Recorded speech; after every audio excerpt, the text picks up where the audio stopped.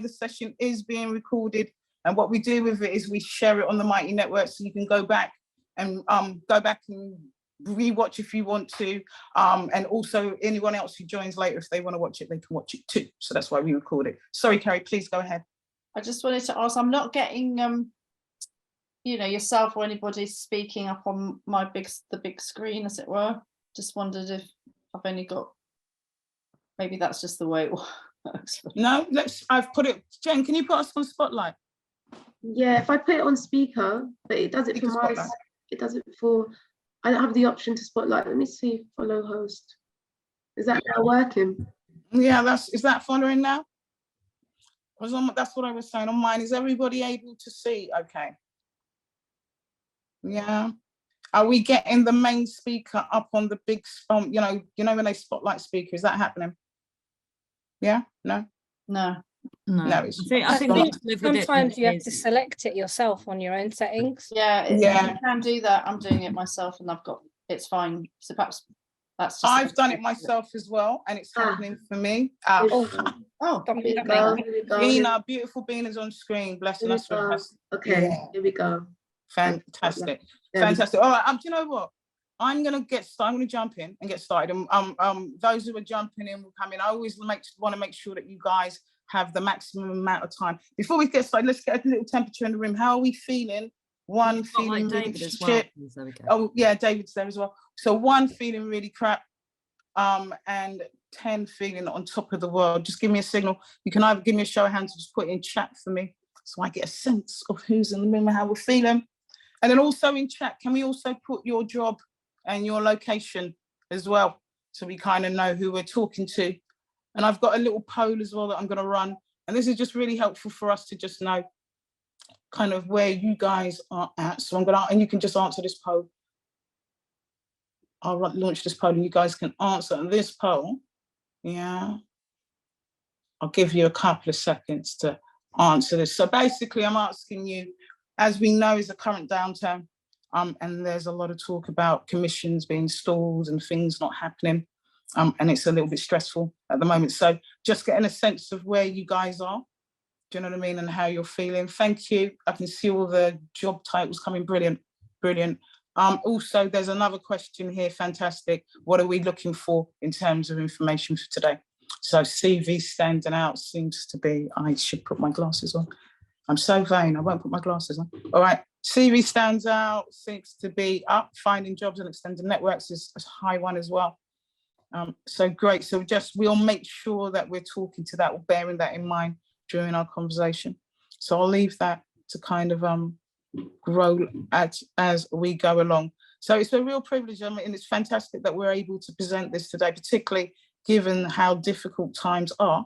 And we've got three wonderful guests. And I'm going to introduce you to our team as well. The reason I'm doing this is I'm struggling to find the notes that I want, so bear with me a sec. I am using my iPad rather than my computer, so just bear with me a sec as I get into my flow. Right, so essentially what we're going to do is we've got experts today that are going to kind of support us to and answer all your questions in terms of what you need to kind of navigate through this really difficult time. We have Beena. Beena is one of our leaders. She was one of our leaders 2022. She's amazing. I'm going to hand over to Beena in a minute to let her introduce. She's a BBC exec. She's one of our leaders. She has experience both as a producer working and producing content, but also on the other side in terms of finding jobs. So she's going to be amazing in this conversation in terms of giving us the right information we need. We've also got David Davison. He again was one of our leaders. He was in our cohort 2021, and actually it was kind of that cohort that was allowing us to do leaders again. So we're really grateful to have him here. He's also a production company owner. So for you content producers out here, he's a really great asset for kind of asking questions of how you navigate this space, particularly when commissions are down. You may have some ideas and you may be able to support and give advice around ideas. And we have a very, very special guest, which I'm very excited about, Carrie Britton. It's amazing to have her. She's a talent exec. But what's amazing is Carrie kind of came to us and asked if she can help us support, and has produced this session. So an extra thank you for Carrie for being here and kind of supporting. And you know, just giving us the advice, just being here and kind of sharing your expertise with us. So thank you, everybody. I'm going to kind of jump right in it. CVs seem to be kind of one of the main topics, or one of the main kind of issues for people. So, and we all kind of know what a CV is. It's like a marketing tool. I sometimes think it's really important that we revisit what a CV is, because sometimes I think people just think it's a list of jobs and forget to think about what it really does. Beena, for you, people say that CV is a real kind of sticking point for them. Yeah. Mm-hmm. Yeah. What is a CV, and what kind of can people do? You know, how does a CV jump out for you? For me, a CV really is, well, it's two things. Firstly, it's your pitch document. If any of you have done any development, you got to think of it a bit like a pitch document or a sales document for you. And it's also somewhere where I think you should, without fibbing, show off, actually. And I think I see a lot of CVs, and I will say it's since I've come into this talent role, particularly, I would say from females, and particularly from minorities, where they sort of downplay who they are or what they do or what they've achieved. And the one place you should be very firm about your abilities is your CV. That is, and often we only, you know, Carrie and I, those of us in talent roles, you know, we get hundreds of CV a week, and our job is often to sort of sift through and often to help people with their CVs as well. And so for me, sometimes there's CVs that are too wordy, that aren't clear about what people do, that don't indicate the base someone lives in, that don't really give me a sense. If I don't get a sense of who you are in the first half of that first page, I know, I mean, my job is to read CVs, yeah, but I know that if I can't get a flavour of someone in that first half of that first page, there's no way a hiring manager in exec or someone who's in and out of edits, on and off trains, is going to be able to pay attention to it. So for me, a CV is the thing that sells you. And yeah, think of it like a pitch document. Carrie? Yeah, totally. When Beena says we get, you know, I've worked with Beena, we get hundreds of CVs. We probably scan a CV in 2 seconds, you know, and as an initial scan, and it has to read really well. And it's a story that you're telling, and we're all storytellers. So, I mean, we've got an amazing range of talent here today. It's so exciting that you're all here, and some, you know, extremely senior creatives here as well. And a CV is something that should be kept alive, and at any level, you know, whether you're just starting out in the middle of your career or very experienced, it's something that we should all revisit. And I help to rewrite a lot of people's CVs at, you know, creative head level, exec level, series producer level. I did a production executives, actually head of production CV early this year, and they turned around and said, well, would you like me to do yours? And I said, yeah, that would be great. And she came back with a much fresher, easier to read, better laid out, and she said, you don't need all that, you could do this. And I think we should be always, you know, reinventing ourselves and looking at how we present the information, because there's always a better way to do it. And there are certain key rules, definitely, which is very quickly to be able to see, you know, what your job role is, a really, you know, cogent mission statement at the top, and then to be able to scan it really quickly and easily in terms of, you know, what companies you've worked for, what execs you've worked for, and what productions that you've done. David, you're a company owner now, and you worked as an exec. Do you know what I mean? What kind of advice would you give around CVs, particularly at that kind of senior levels? Do you still write in CVs? And when you're receiving CVs, what are the kind of common mistakes that kind of jump out at you?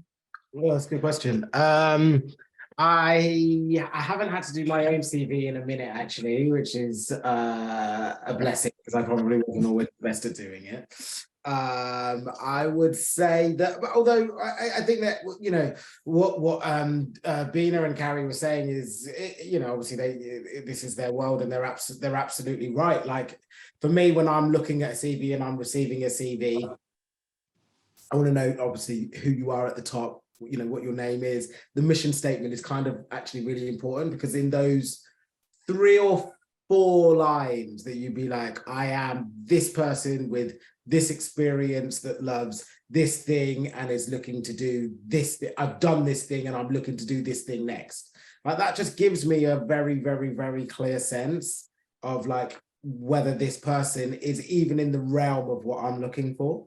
So that mission statement at the very top is actually really important for me. And then you said something about remembering that it's not just a list of credits. And I think that that's really important to think about too, because within the world of scripted, I worked in non-scripted too. If you're a researcher, actually a researcher on the one show is very different to a researcher on Strictly, right? So underneath saying that you're a researcher, like just give me a précis of what you actually did, like, as I want to know.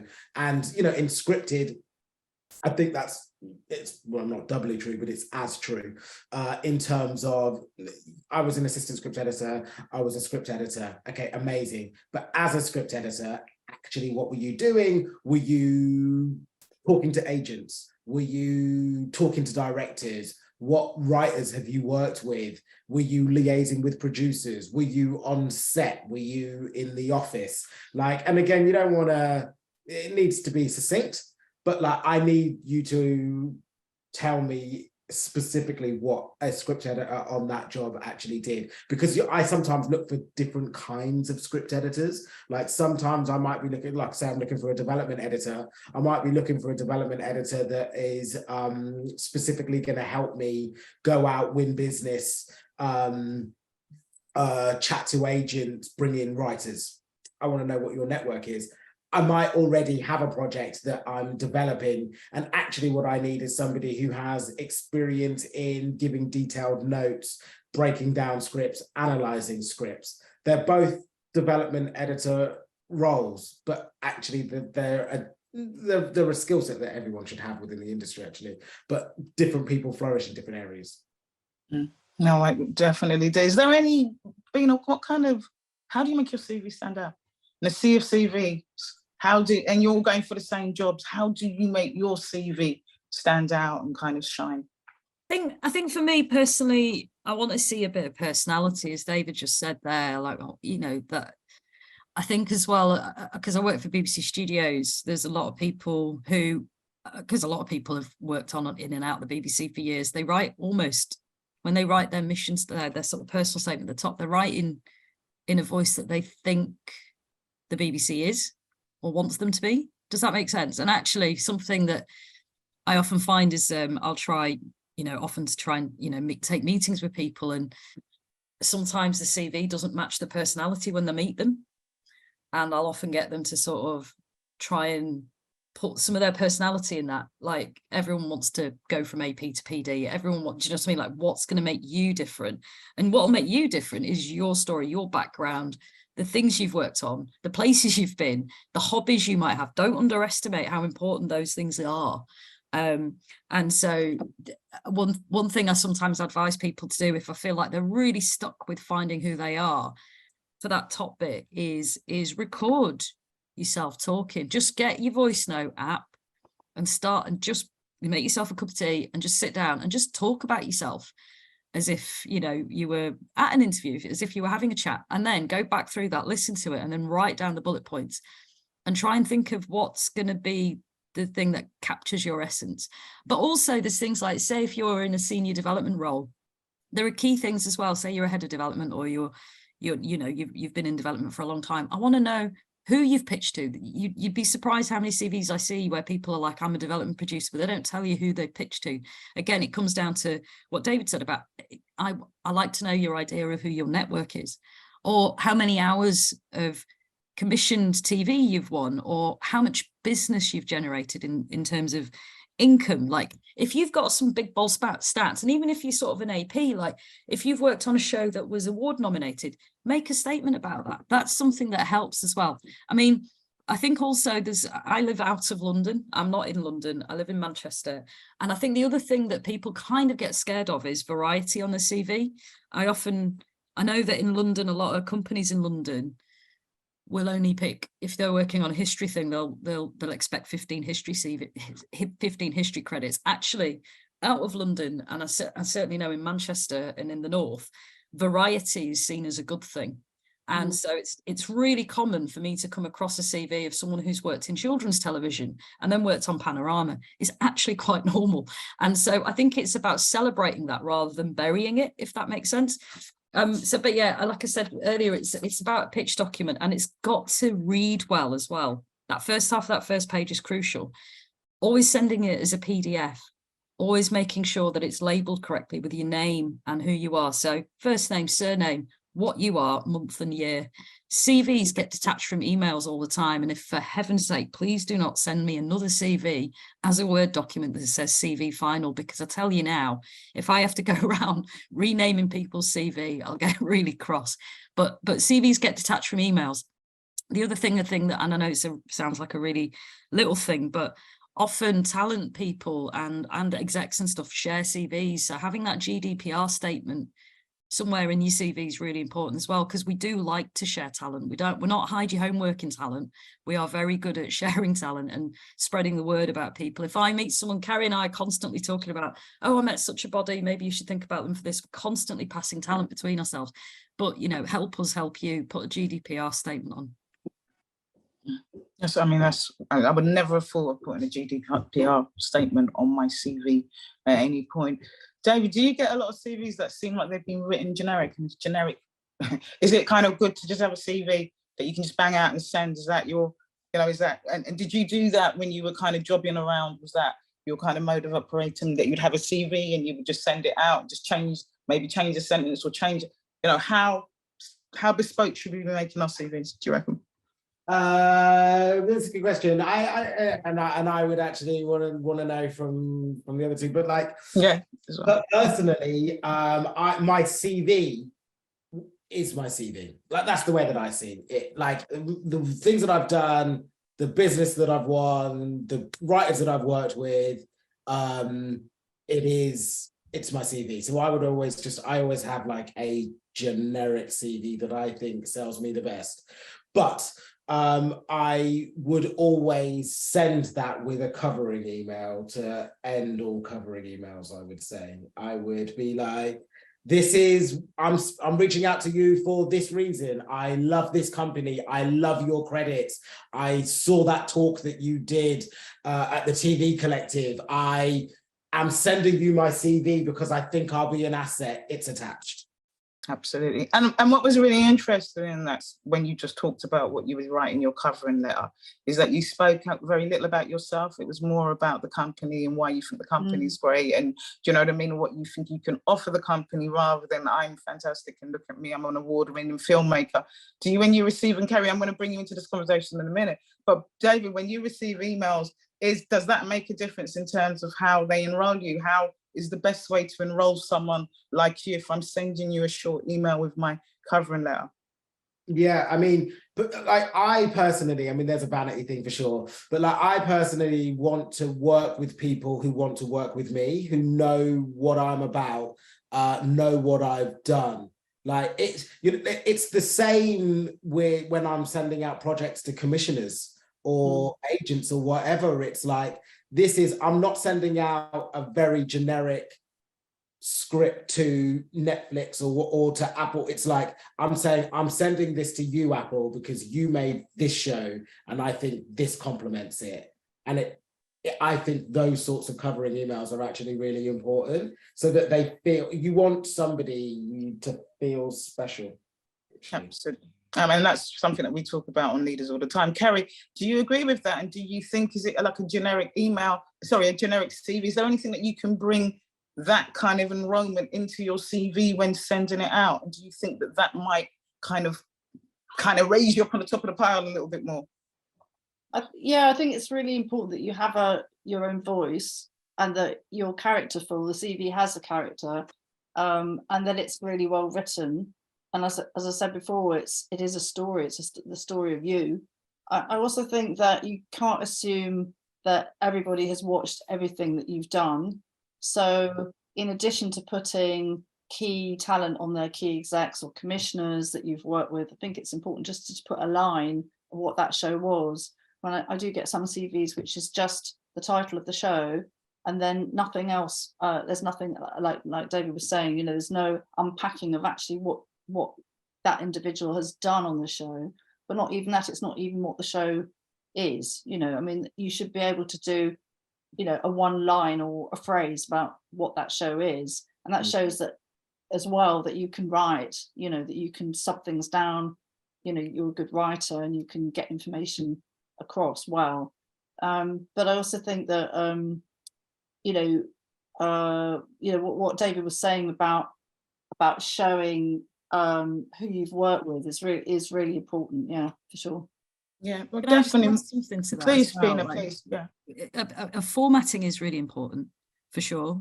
So when, you know, make sure you print it out, but also send it to yourself and open it on your phone. Save it. Always send it as a PDF.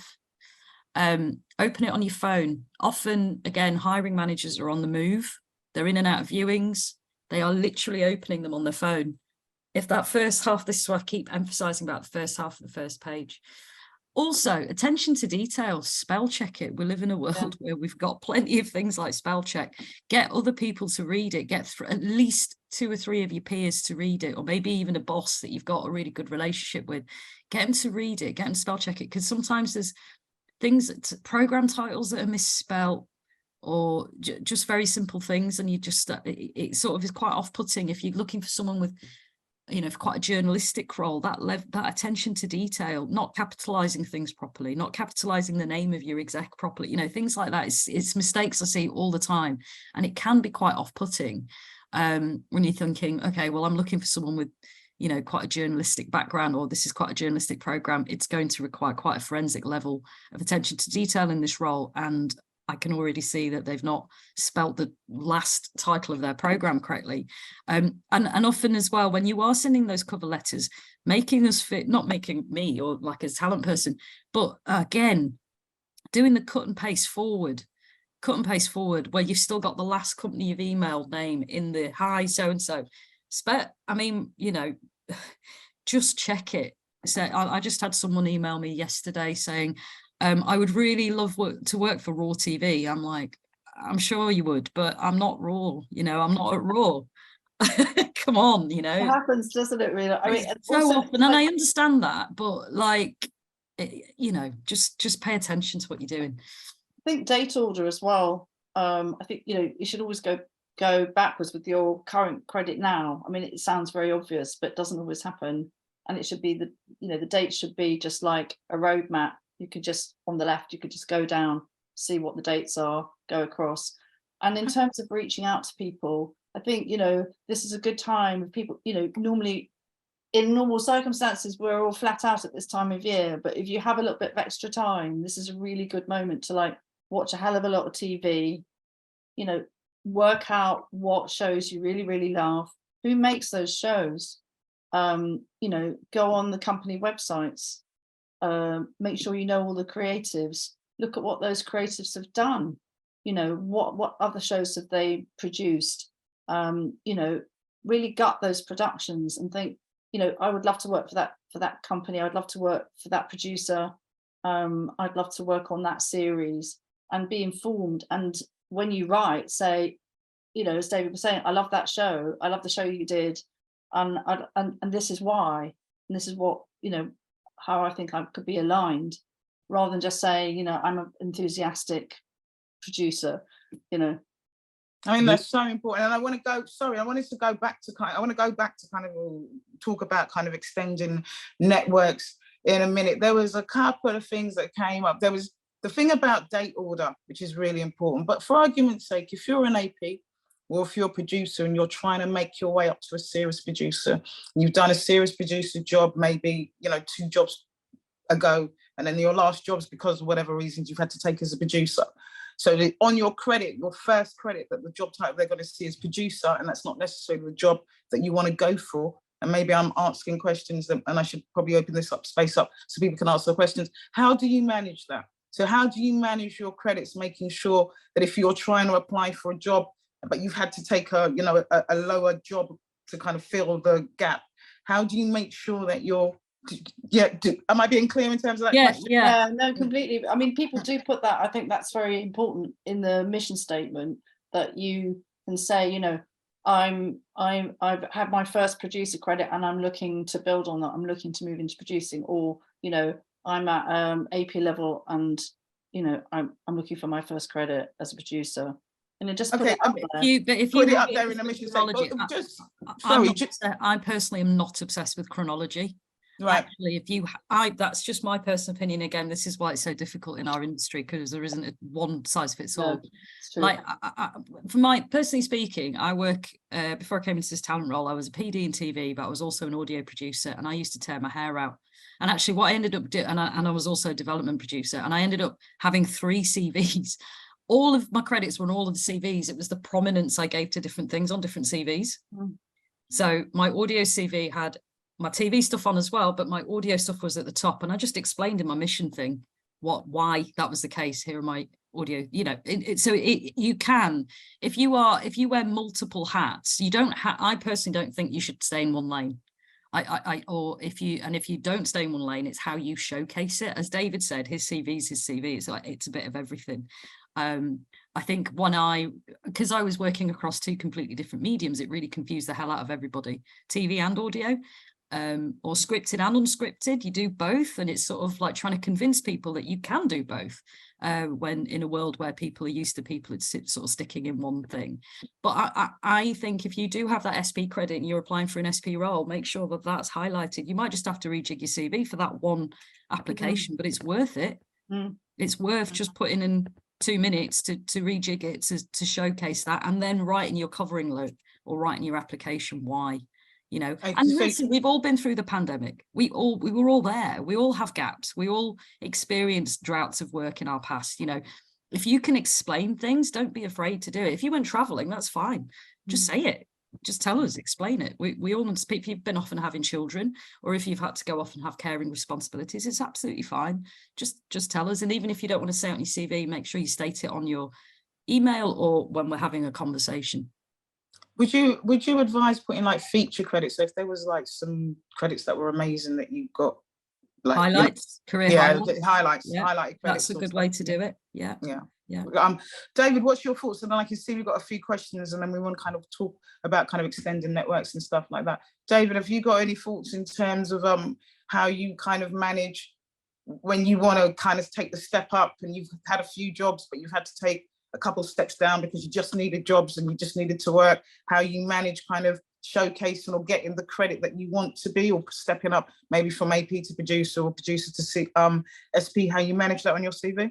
I like historically probably I was just maybe a little bit more old school, and obviously things are more progress, you know, things obviously times change and things progress, so it would always be in chronological order, which was the way that we were taught to do it. But it's sort of good actually that sort of changes. And also especially with like TV and in scripted and stuff, there can be gaps. There could be 6 months here, or like you might have been doing some freelance, you know, so sometimes there can be some, so it's sort of good that you can actually just spotlight things. Historically, what I would always do is I would just put it in my mission statement. I would be like, look, I'm a script editor who's also worked as an assistant producer on this show, and I'm looking to continue my work as an AP or whatever it is, or a script editor or whatever it is going forwards. I would just like put it in my mission statement. The other thing that I was going to say was, like, in the covering letter, I would always put like a call to action in there. And by that, I mean, like, often in TV, we kind of have everything or we have nothing. And when you have nothing, and by that, I mean, you either have a show or you don't, right? So I either am looking for somebody to work. I'm either looking to hire somebody or I'm not. But that can change in an instance. Like, you know, I've got a couple of projects in Listen Broadcasters right now, and like, wouldn't it be amazing if by the end of the Zoom, like, I had a green light? But actually, as I'm talking to you right now, like, I don't have a job. So if you were to send me an email right now, and in that email, it would be like, here's my CV, let me know if you need any support.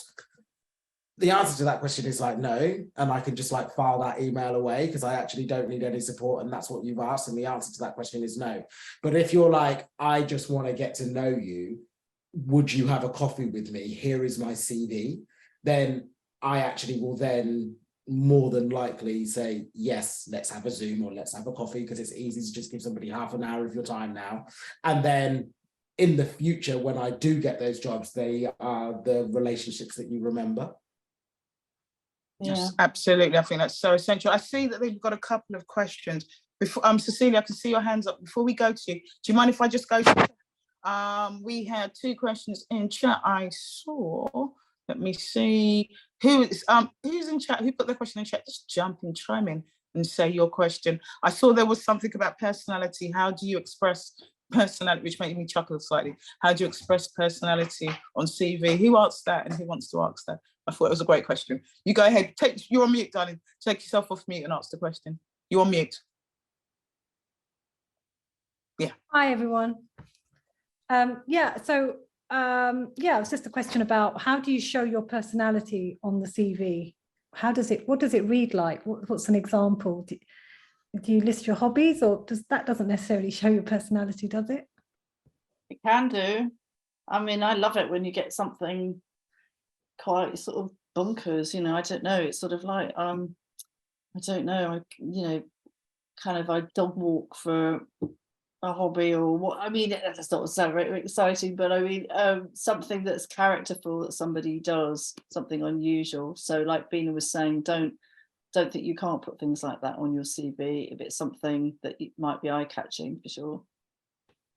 I think Beena, what does personality look like to you on CV? I think it's like, the generic statement usually is, I'm an AP looking to step up to PD. Okay, but why? So what?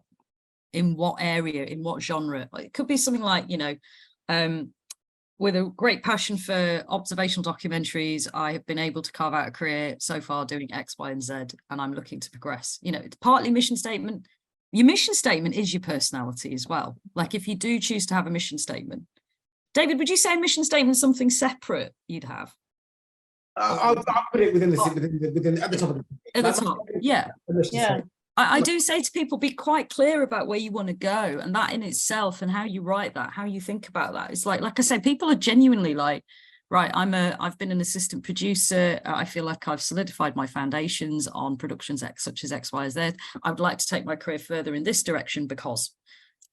Does that make sense? It's not like, sorry, it's hard to, without sort of saying it. I'm trying to think about myself. I mean, I think when I was sort of moving in from TV into audio for a while, I was very much like, having worked in the visual medium for 15 plus years, I discovered my love of audio when I broke my leg and I couldn't self-shoot anymore. And that's genuinely the truth. I had an accident, I had to put down the camera, and I was like, shit, what am I going to do for a career now? And I moved into audio. And I just fell in love with the world of audio. And I just made a point of saying, I just fell in love with the medium of audio. And after that, there was no looking back. So do you see what I mean? That is genuinely the thing I wrote at the top, because I was like, who's going to give me a job in audio? But it worked. People did want to talk to me because I sort of was a bit of a wounded soldier. I discovered Serial whilst I was recovering from a broken leg. And suddenly I was like, oh my God, what is this world? And I sort of made a point of that, Yeah. Does that make sense? And I tried to take and I've been in and out of the BBC for years, so I sort of de-BBC-fied my voice. And before that, it had been very traditional. I sounded like a BBC newsreader from 1954, which isn't me at all, I think that we've got a question about, and I think the voice and making your CV repetitive, but also, David, just for you, what does personality look like on a CV? Yeah, no, I think again, I can't, I absolutely agree with Beena. It's like, it's within that mission statement, saying who you are, why you've done the things, the passion for the TV that you have, the sorts of shows that you love to watch, the type of shows that you want to make. That is something, to be fair, that like, I would be careful if you're sending that as a generic thing within your CV to like a company that just doesn't make the stuff that you're saying that you're completely. Yeah. You do have to just watch your mission statements in that way. But I also think that like just putting hobbies and things like that in there, like down the side or whatever that looks like on your CV, actually is kind of important, because like we make some weird and wonderful shows, right? And like if you're a keen juggler, like you just don't know whether the person that you're sending this CV to is actually just got like a 6-part show set in the world of juggling. And then they'll be like, holy crap, like there's this person with I all the honestly have remembered people because of obscure Yeah, me hobbies too. when suddenly a random one-show film's come up, or you just never know when there's a really obscure commission on a very niche subject, and I'll go, oh, remember that lass told me about her obsession with, I don't know, hair bobbles or something. You're like, you'd be surprised as to what. So don't be does stick in our scared to memories, show you know? yourself. So don't be Don't scared be to show scared. yourself. Don't Language be is- scared. We finally Yeah. moved into an era of television, thankfully, where your personality does count, because Yeah. if we keep making programs that are the same generic thing, we're losing audiences. We have to reflect the country. We have to reflect the country that we live in everything we do in media, and we are this medium. People want to see themselves reflected, and the only way we can do that is by staffing it with people who reflect the country. And I need to see that when I'm looking at CV. I need to see that. I love that. Help us help you. Like I love that. we really want this to work. And I think part of that is language as well, how you write it and the words that you choose. It needs to have that sweet spot between professionalism and sound like you know what you're talking about, but also a bit of passion and a bit of character coming through in actually literally how you write it and what words you choose. So Cecilia, Cecilia, you have a question, your hands up. Jackie, I'm going to come to you after I go to, there was a question in chat, and then I'll come to you, Jackie. Yeah. Hello. Cool. Thank you so much. Already, this is just fascinating. I'm scribbling away quickly. So I'm an academic researcher, and my mission is to share research that I'm working on. And in terms of the CV, should that side of my passion come first, or any kind of credits that I've contributed to, should that come first? I'm not quite sure how to lay out, and I often find myself just sending 2 massive pages of experience in one area, and then experience in academia, but then experience in television, and it just feels quite long and chunky and probably off-putting to look at. So I wonder what your thoughts were. How tied into what is your academic area? So I research decolonizing science.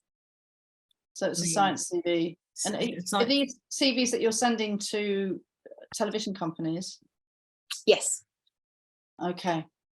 Yeah, I would say you need to put your credits really. You can have your science creds, in your mission statement and your passion for the specific areas that of your expertise. But I think it needs to be both. Because, and also from what you're saying, it sounds as if you've got quite a lot on there. And obviously you need to crunch everything down, if that makes sense. I think it'd be hard to say without seeing and sort of hearing a bit more about how you would lay it out. But if your academic work informs your TV work, then that's something you could absolutely say at the top, and then do your TV credits and then your academic ones, as Carrie said, your TV first. Yeah. But yeah, without kind of knowing a bit more, or maybe seeing what your CV currently looks like, it's kind of hard to advise. And just making sure that those credits are relative to whatever it is that you're, why are those academic credits on there? Why? You've got to be discerning about why they're on. I don't know, I guess because, like, for example, a lot of the people who work in science and natural history unit, it is important to see where those, that is something they look for, so again, like, I wouldn't want to just say bin off your academic credits or put them right to the bottom, because it really does depend on what, yeah. And also, like David, I think was saying before, that it's important if you can evidence what that academic expertise, how that's been used within a show. So you can say specifically what you brought to that show because of what you know. Definitely. We had another I think question. David was about to say something there. Sorry, David. Sorry to. No, I was just going to say, is it mostly factual companies, like production companies and things like that, that you're applying to? Yeah. Well, then it does make sense, but I would keep it succinct. Like they want to see your credits, and then that is like your personality at the top, I would imagine. Okay, the mission statement area. Well, it's what you're doing. Your area is strong. The decolonization of science is like, it's a really strong bold thing that actually screams a lot about you already, just knowing that, you know. So make a virtue of it, but then if it's a TV job you're applying for, you want the TV to sort of stand out first, but totally saying it. Yeah. Okay. Bushra, you had a question about making your CV repetitive, is that right?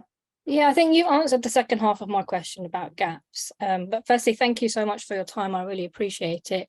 The thing so I've got a lot of experience, but the thing I struggle with is essentially, like in my last 4 jobs, what I was doing was exactly the same, but just on a different subject matter. And I struggle to sort of, you know, say things like originated content and ideas, found contributors, develop the narrative of the story, say that in a different way each time to make it sound interesting enough, different enough, but to also show that actually I have these skills and I can use them quite easily, and I do use them a lot.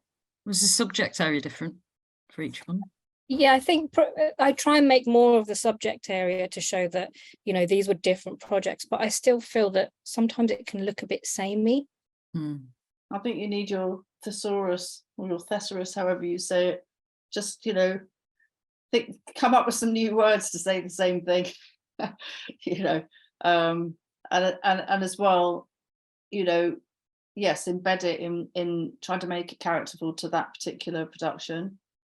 But you're right. I mean, it is a challenge, but I think, you know, I think it's worth working on it. But I know, Bushra, you were on a creative residency with us in studios, right? I mean, have you made a virtue of that on your CV? The fact that you were on a creative residency. No, I wasn't. I was there. I was actually, my mentor from Breakthrough Leaders got me, because Tom, when he was head of studios, was my mentor, and he basically said, do you know what, sod this, come and work for us for 6 months, and gave me a job for 6 months. But yeah, I mean, you know, I've made the studios aspect of my CV quite strong because it was 6 months in a really good environment. Yeah. And you did TV and audio there as well, right? I did, yeah, I did 50%. So that in itself is, you know, there's enough variety there, you know. So also it's highlighting what's different. So the act of doing the job is the same, you know, but it's different because you'll have learned something new on each different program you've developed, right? So it's making a virtue of that, I'd say. I also wonder whether leaning into it and saying you're an expert. So if you're finding that you're doing, well then claim it. Claim it. Stop trying to say it in different words. I'm an expert at doing this. Do you know what I mean? This is what I do, and I do it really bloody well. And is there a way to make it seem like an expert, like you do it slightly better, different, in a way that you do, you know, that you own it? Is there a way to make it like an expert? Is anyone using ChatGPT? I was going to go to that question as well, but we've got a question from Jackie. But do you know what I mean? Is there a way to really lean into it and make it feel like an expertise? Because it keeps coming up as, you know, I know in TV we do certain things. Can you lean in it? Can you claim it? Can you own it? Can you niche yourself up a little bit more and make that be the thing that people know you for doing? I don't know. That's helpful. Thank you. I'll do that. Thank you. Yeah, think about Jackie. You've got a question. You had your hand up, your virtual hand up for a while. Do you want to? Yeah, Jackie. First of all, thanks everyone. I'm really loving all the tips I'm getting. They're super helpful. I have kind of a 2-part question. So the first thing I wanted to ask and just get your expertise on is it's kind of in a similar vein to what you were talking about when it came to personalities. So I'm a development producer, and I'm also neurodivergent, and I do find that when I'm on the hunt for roles, this can scare people because I tend to be, I guess, quite upfront about it because that's just who I am. And I guess what I'd love to hear from you, putting all the kind of protected characteristics and all that to the side for a minute. Like, what is a way that someone could have that conversation with you that doesn't feel scary or doesn't make you feel, and I don't mean scary as in, oh my gosh, she's neurodivergent kind of thing. I mean, because people get nervous about, oh my God, I'm going to have to make lots of accommodations. This is going to be difficult. Am I going to click with this person? So from your perspective, what is a way that I could have that conversation that would put your mind at ease, but also see that I am still of value? Because I guess the big thing for me is that, I'm very results driven, and I get really good results. But my process might not look the same as somebody else. And that, what I tend to do at the moment is when I start a new role is, you know, maybe a month in, I'll just sit down and say, look, you know, I'm neurodivergent, you know, there are no particularly monetary accommodations that need to be made. However, I do work in a certain way. You know, as long as you're clear of your expectations, then, you know, we'll get on fine. Also, I'm quite direct and open. So if there's anything that's not working, obviously let me know. So yeah, I'd just be intrigued as to what your perspective would be on the best way to sort of have that conversation. And also when, because I don't put it on my CV, because I feel like it would put me at the bottom of the pile. Mainly because I feel like a lot of people... Yeah, I was going to say, before I Carrie, just, before I you just jump want to in, thank you so Yeah. much for self-declaring. I'm neurodivergent as well. I'm dyslexic, and Oh, wow. I've only self-declared really in the last sort of 4 or 5 years. You know, having been freelance primarily all my career, I was just too scared. I thought, well, if I say that, they're going to think, because people don't understand the spectrum really, and they don't understand, they think, oh, well, in my case, it's, oh, well, you can't spell or you can't write. But as we know, lots of people, neurodivergent people, are particularly verbal, they're particularly good at writing. But there's other things like processing, and there's that can be compromised, all sorts of different things. I think you've raised something so interesting. I have these conversations a lot with talent, and it's like, do I put it on my CV? At what point do I self-declare? I think you're probably right, in a freelance environment, that possibly not on the body of your CV. You could do it in your email. And I think that, you know, I would suggest that once you get the job, then you sit down and talk to them straight away about what adjustments you might need. And, you know, there could be, say for someone with ADHD, it could be just that where you're positioned in the office. So you're not like having stuff coming at you, you know, you're just sort of, literally some physical things in terms of the environment that you're in that can support you. And oftentimes, you know, with neurotypical people, you can't really expect them to understand and have knowledge, you know, of your particular, and everybody's different anyway, everybody presents differently. So it's sort of helpful to people to give them the opportunity and give production the opportunity to get the best from you, and to work with you know, with your employers to say, this is the best way for me to work with you, and like you were saying, to bring all those special things that you can to a production. Thank you, Carrie. And I should have mentioned at the beginning, I'll jump to you in a minute, Beena, that Carrie is a disability specialist and expert. I was remiss in not mentioning that. So I jumped on later. Yeah. So, and actually, also, I'm actually, do you have a, sorry, just very quickly, my son sat me down for dinner a couple of years ago and told me he thinks I've got ADHD. Something like that, he told me. He thinks I'm neurodiverse. And I said to him, how dare you? And I thought he's being really cheeky because I was telling him off about something.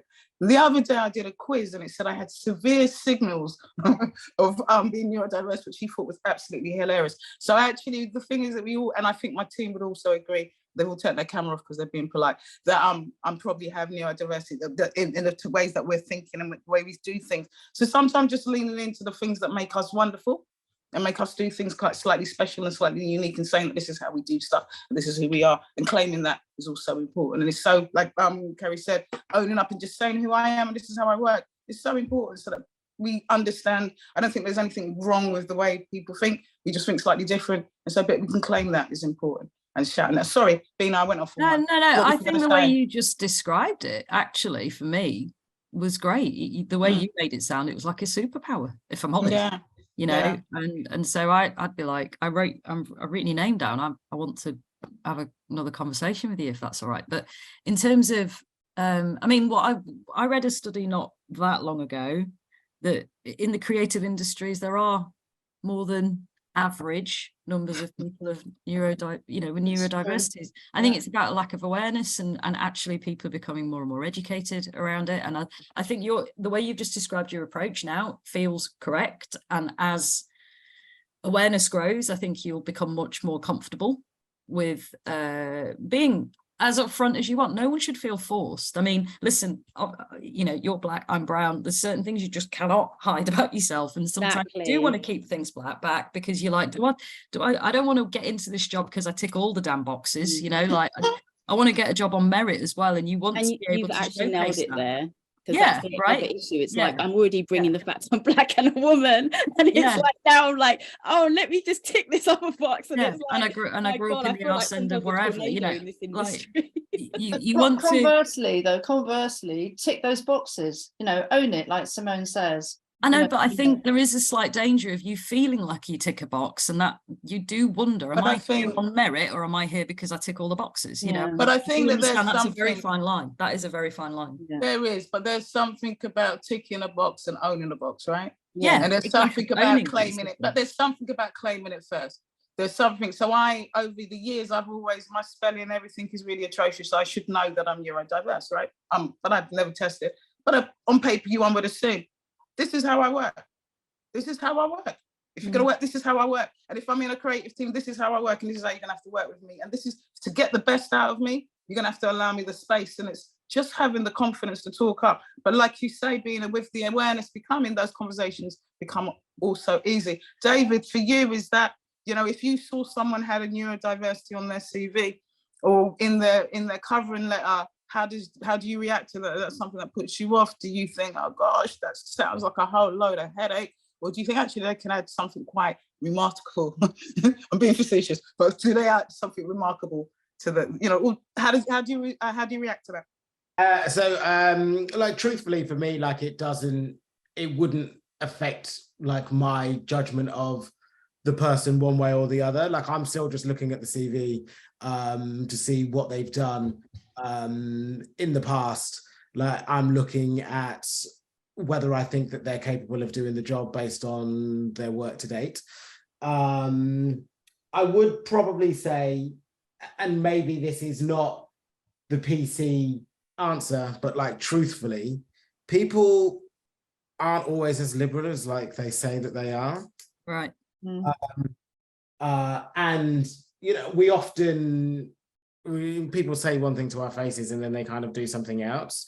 It's the same thing, like, you know, with women, it's like, do you declare that you're pregnant when you're applying for a job? Do you know what I mean? And it's like, you're not supposed to discriminate, but like, maybe if I say that I'm pregnant, I suddenly didn't get that job when I definitely was the most qualified person for that job. So like, maybe you don't necessarily always have to declare things like that as a flashing light on a CV.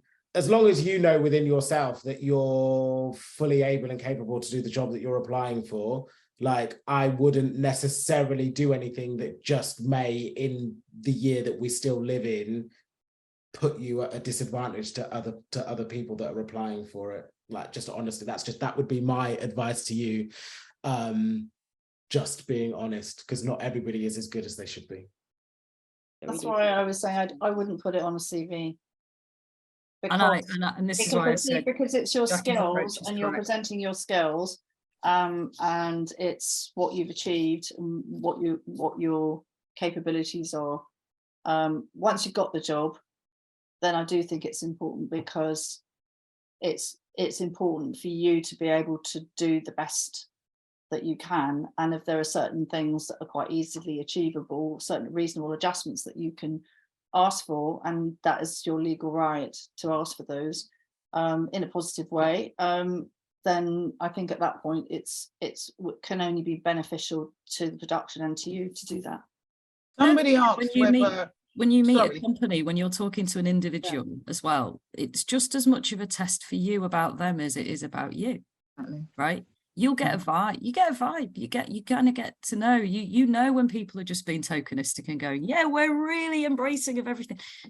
Sometimes you can just see through it. You know, you can just see through that. So I think, as you've described how you're currently approaching it, I would continue to do it how you've just said. I would continue to do that. Also, somebody just asked in chat, do employers ask for medical proof? No, if you say you're not. No. There's no necessity to do that. There's no necessity to declare anything. No, and there's no necessity once you do declare that you give any evidence of your condition. On the flip side of that, if you feel like you do need support, if there are reasonable adjustments you feel like you do want to be, absolutely ask. Absolutely ask. You are well within your right to ask for that support. There are legal protections for that, you know, so just be aware of what the rules are, what the laws are surrounding it, and arm yourself. Absolutely. And the other thing maybe actually is just like the only caveat to never declaring it up front, or not never, but like not necessarily needing the feeling the need to, is if you happen to know that you're applying for a job that is actually about neurodiversity in some way, shape or form, then it becomes a key skill, actually. Yeah, we did that with Inside the Autistic Mind, a series we made. And Amazing series. Absolutely were, pardon? It was an amazing series. I loved it. And we, but as a talent team, we went to, you know, we all went to great lengths to ensure that we had people with lived experience right the way through the production team as well, which is why we believe it struck the chord it did, because it was people with lived experience on the production team as well. I am quite conscious that we have come pretty much, we've got a minute left and haven't necessarily, I'm conscious that we didn't tackle the go-sees and the other bits and pieces that people want. I'm wondering, I mean, these guys are now part of our Mighty Network community. Are you, and I'm sure are happy for you guys to reach out to them if there's any questions or anything that you want to further the conversation. And I think I'd love to do a part 2 and coming up very soon where we tackle some of the other things. I mean, CVs are such a big subject in itself. And I hope that you guys got enough out of the CV conversation, at least to start writing your CV and presenting it in a way that you feel confident and really shines a light. And I will kind of, and we will kind of schedule a part 2. Is there anybody who feels that they didn't get something that they wanted from this session, that they have a burning question that they want to ask? I want you guys to go away feeling like you at least got something practical and tangible that you can kind of go away and work on and kind of feel like, you know, you feel a little bit better than you did before you came to the session. So is there anything that anybody burningly wants to ask before signing off? Are we all good? Good stuff, good stuff. Beena rocks, I know she does, she's lovely, isn't it? Wonderful. But all of our panelists are fantastic. Thank you so much. It was so informative, and even I think CVs, we often don't think enough about CVs. We just have something that we just attach. Do you know what I mean? And often give it enough thought. Is it kind of as our mission statement, right? Are we kind of presenting ourselves in the right ways? And actually, it was great hearing that the rules around CVs have been loosened, right? There's no set way to present your CV anymore. Just presenting it in the best light that it can. Have you got any final words, panelists, before we go? I'm going to just really keep it really brief because we only got a little bit of time. I'm going to start with you, Beena. Any words of advice around CVs? Any final words around CVs? I would say get other people to read it. That would be your top tip. My top tip. Get other people to read it. Carrie? Same. Top tip, get other people to read it. And David, what would you say? I would say that in being busy, I like succinct CVs. So keep it as short and to the point as it possibly can be, but while still capturing who you are. Short to the point, as short as you can be. And my tip would be, don't be shy. Be your own agent. Nobody knows you better than you do, right? Nobody knows what you've achieved. And if you can't sing your own talents and what you've done and make them shine, no one else is. So you can be proud and stand in what you do and just it's a sales pitch, right? So use it as such. Thank you so much, people. It's been a pleasure. And we shall see you all really, really, really soon. Thank you for joining the Mighty Networks. If you're one of our recent members and my leaders, I always love seeing you guys. So hopefully I'll see you all again soon.